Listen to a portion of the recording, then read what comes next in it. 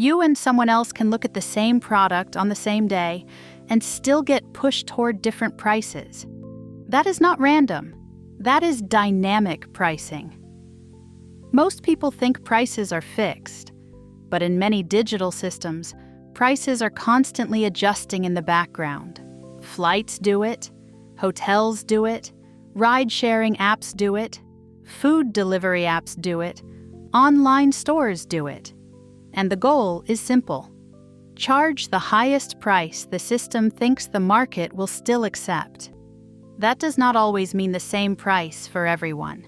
And it does not always mean prices change because someone is targeting you personally. Usually it means the system is reacting to signals. At a basic level, dynamic pricing works by combining three things: demand, supply, and probability. First, demand. If many people want the same thing at the same time, the system sees that pressure immediately. More searches, more clicks, more booking attempts, more ride requests, more carts, more checkouts. That is a signal that the price might be too low for the current demand. Second, supply. If inventory is limited, the system becomes more aggressive. Only a few hotel rooms left. Not many drivers nearby. Only a small number of seats left on a flight. Limited stock in a warehouse. When supply gets tighter, the pricing model starts asking, how much higher can we go before demand drops too much?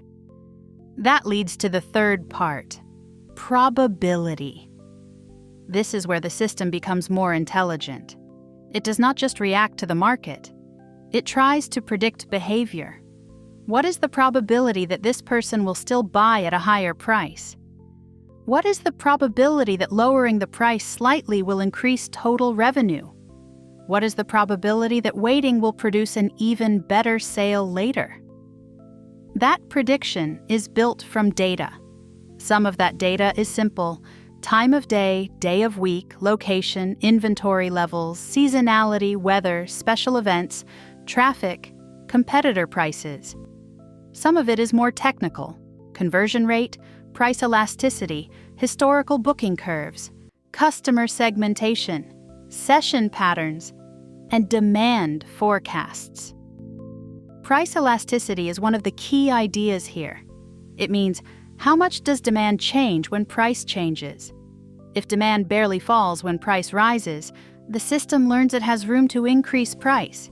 If demand collapses quickly, it learns the price moved too far. So dynamic pricing is not just raise the price when things are busy. It is test, predict, adjust, and optimize continuously. That is why airline pricing feels strange. The price is not just based on distance. It is influenced by how full the flight already is, how close the departure date is, how strong demand looks, how similar flights are selling, and how likely people are to keep buying at the current rate. The same logic appears in ride-sharing. When demand spikes in one area and driver supply is low, surge pricing appears. That is not just the app being greedy in a simple way. It is the system using price to do two things at once: reduce demand and attract more supply.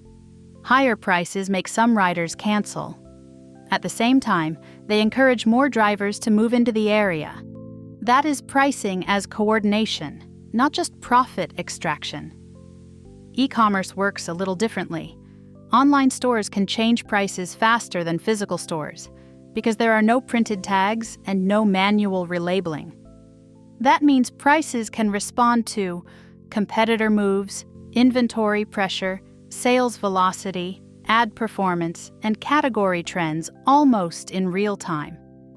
Some systems even test different price points and learn which one produces the best overall outcome. Not always the most sales, not always the highest margin, usually the best total revenue or profit under current conditions. This is where people start feeling uncomfortable, because dynamic pricing can feel invisible.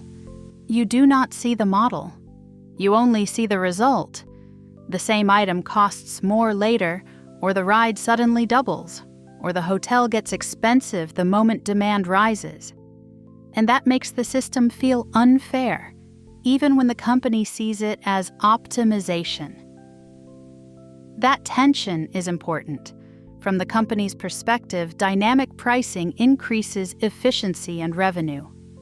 From the customer's perspective, it can feel like the system is squeezing as much as possible out of every situation. And sometimes that is exactly what it is doing. So how does dynamic pricing know what you'll pay? It does not know with certainty. It predicts. It watches demand. It tracks supply. It estimates elasticity. It compares current behavior with historical behavior. And then it keeps adjusting until it finds the price most likely to maximize the outcome it cares about. That is why prices can feel unstable. They are not meant to be static. They are meant to be responsive. Dynamic pricing is really a system for asking one question over and over again. What is the highest price this market will accept right now, without hurting the outcome too much? And the more data the system has, the better it gets at answering. That is how dynamic pricing works. Complex ideas, made simple,